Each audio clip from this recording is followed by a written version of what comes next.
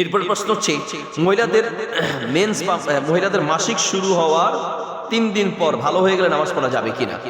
মহিলাদের মেন্স কতদিন পর্যন্ত থাকে এটার উপর নির্ভর করবে। সাধারণত মহিলাদের একটা নির্দিষ্ট সময় আছে, মাসে এতদিন, কারো 3 দিন, 4 দিন, 5 দিন, 6 দিন, 7 দিন, এইরকম।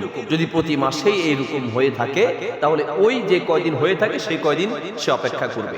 কিন্তু যদি সে মনে করে যে আমার আগে 4 দিন হতো বা 5 দিন হতো, 3 দিনের পরে যদি আপনি শিওর হন যে আপনার কোনো রক্ত দেখা যাচ্ছে না, আপনি একদম পবিত্র হয়ে গেছেন, যদি পবিত্র হয়ে যান, শিওর হন, তাহলে আপনি নামাজ শুরু করতে পারবেন।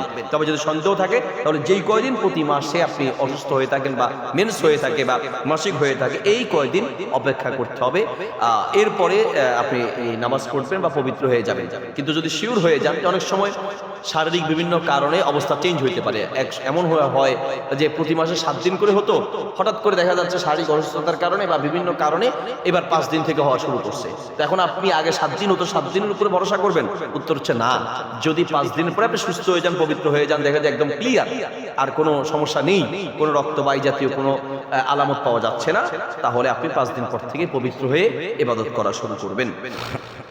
এরপরে আপনি পবিত্র হয়ে নামাজ পড়া শুরু করেছেন, দেখলেন নামাজ পড়া পর্যন্ত ঠিক ছিল, নামাজের পর আবার শুরু হয়েছে, তাহলে আপনি আবার অপেক্ষা করবেন। এরপরে রক্ত থেকে নামাজগুলো বাদ দিবেন, পবিত্র হওয়ার পরে আবার নামাজ পড়া শুরু করবেন।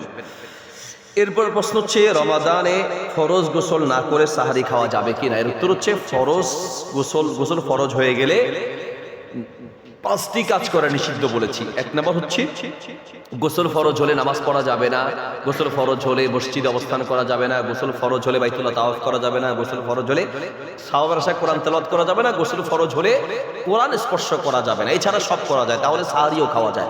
গোসল ফরজ হলেও সাহারি খাওয়া যাবে, তবে অবশ্যই উচিত পবিত্র হয়ে তারপরে সাহারি খাওয়া।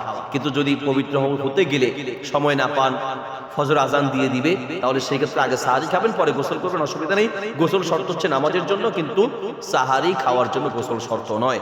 নাপাক থাকা অবস্থায় গোসল করা যাবে, এতে কোনো সমস্যা নেই। আশা করি বুঝতে পেরেছেন। বারাকাল্লাহু ফিকুম, জাযাকুমুল্লাহ খায়ের। মাহমুদ আসো, তোমরা কথা বলো না।